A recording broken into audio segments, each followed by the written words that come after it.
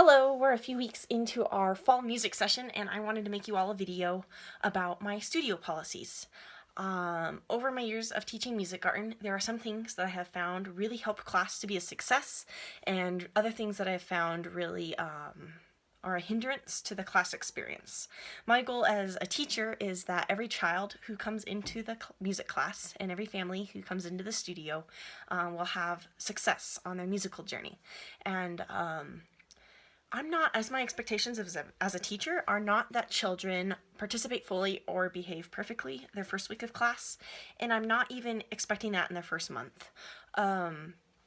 Musikgarten is so named, it's a German, two words in German, music and garden, and it's so named because every child is in a different stage in their growth and development, and music garden classes are designed to help children grow in different things. So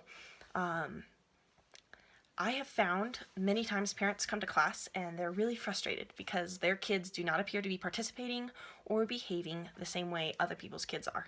Their kids are maybe a little more wild or not engaged the same way other kids in the class are.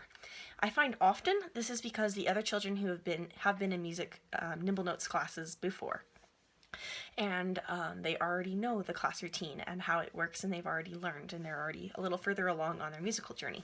Also, every child is unique, and every child is learning on a different trajectory. No two are alike. So some kids may be able to sit still and focus really quite well when they're quite young, but they may not learn how to sing in tune until they're a little older, or keep a steady beat till they're a little older. And other kids are able to keep a steady beat, or they're able to sing in tune when they're quite young, but they don't learn how to sit still and engage and focus until quite a bit later. So every child is different, and my goal as a teacher and as parents in class, our job is to come alongside and encourage the children in things they are struggling with. My first policy in my studio is no phones in class. I cannot tell you how many times in the last 5 years of teaching music garden I see that when a parent takes out a phone, their child disengages from the class experience.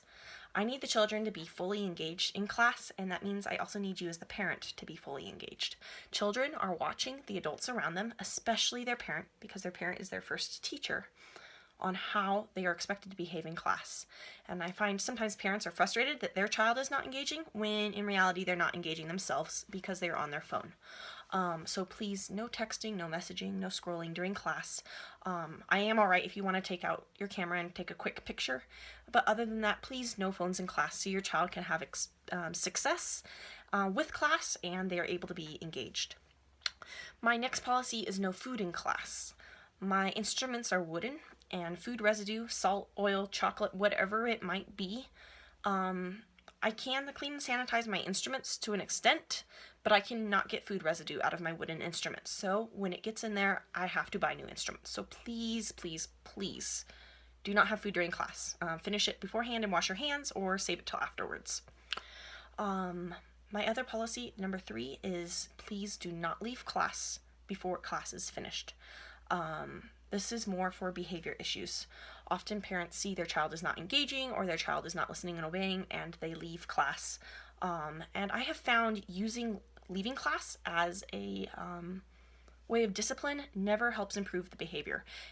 If anything, I see that the behavior gets progressively worse the following weeks and not better. So I would ask that you deal with these types of either not focusing or not obeying in another way. One could be that you step out of class and come back in. If you step out, you're taking your child out of an environment that is stimulating them and that is fun and exciting to a environment, say in the back or maybe in the chiropractor office side, that has not as much stimulation, is not as exciting. And children are going to feel that, they're going to notice that, and you can have a talk with them back there. You can wait until they have the self-control to come back into class, and it might take you a few times, but what you're doing is you're helping your child practice the behavior you're wanting to see. If you're leaving because your child is not focusing, leaving does not help them focus better, and it does not teach them to focus. It is just taking them out of an environment where they even have to focus. So by stepping out and coming back in, you're giving them multiple opportunities in the class to practice focusing and to increase the length of time that they are able to focus. And the same if your child's wreaking havoc and being wild and running back and forth. Just leaving isn't giving them an opportunity to actually learn how to control their bodies. Oftentimes, toddlers and preschoolers have not yet learned to control themselves, to tell themselves when to stop and go.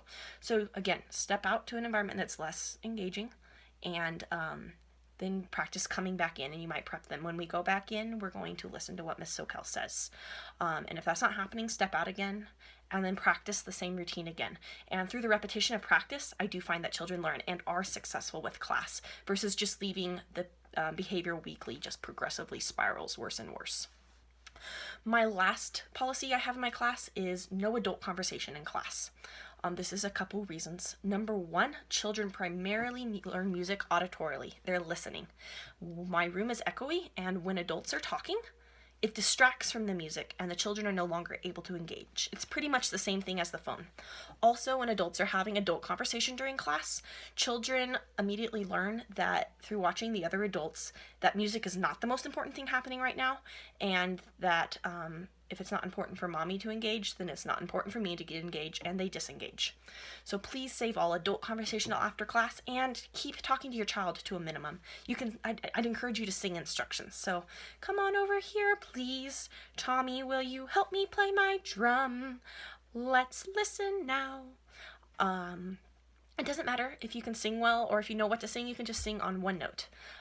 But keeping all talking to a minimum, especially adult conversation, really helps all the children in the class to engage to their full potential and get as much out of class as possible.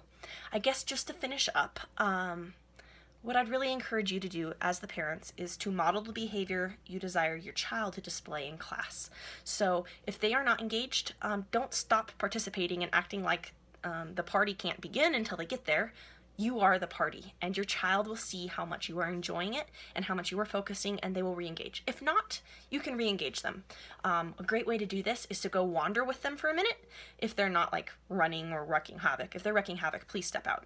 But if they're just wandering, you can wander with them. Point out something interesting. Oh, look at this. And once you have their attention there, it's very easy then to say, oh, look, Miss Sokel took out the drums. Let's go. A couple strategies to help children focus and participate in class are, one would be prepping children beforehand. On your way to class, say, today when we play drums at class, we're going to leave it on the floor. Or today when Miss Sokel gets the microphone out, we can sing together. Prepping your child for what is going to happen at class before class is huge for their behavior during class. And establishing a weekly habit of whatever you're working on. Today we're going to sit on our blanket the whole class, or we're going to try to sit on blanket the whole class. Or today at class, if your child has more social anxiety, you can say, today at class we're going to see your friends. We're going to see Susie and Johnny, and this really helps give children a structure to work out of when they get to class. Another great strategy is often preschoolers and toddlers are exploring their independence, and they want more independence, and so they want choices. And I would ask, if you're going to give them choices, give them two choices that you are equally okay with them doing. So you could say, would you like to do the microphone by yourself or with mommy? Or would you like to roll your sticks or tap your sticks? This way they have a choice and have some control over the situation, but they are able to participate in two ways. Just leaving a question open-ended, like, do you want to play a drum? It can make children frustrated because they can see you want them to participate. They can see you're disappointed when they don't, but you've given them the choice, and this conflict often causes kids to just run off or kind of retreat and not want to participate at all. So giving them ways to participate with choices that are both okay is a great way to help their independence while also helping their participation and focus. I guess one last thing is, it is perfectly fine if children just want to sit and watch. They are still absorbing everything and they are still learning everything. Sometimes children are more reserved, and it does take them a few weeks before they are ready to fully engage in class. Anyways, looking forward to seeing you all next week. Feel free to call me if you're worried about your kids' behavior or something. I'm always happy to talk about some strategies. I want everybody to be successful at Nimble Notes. So have a nice weekend.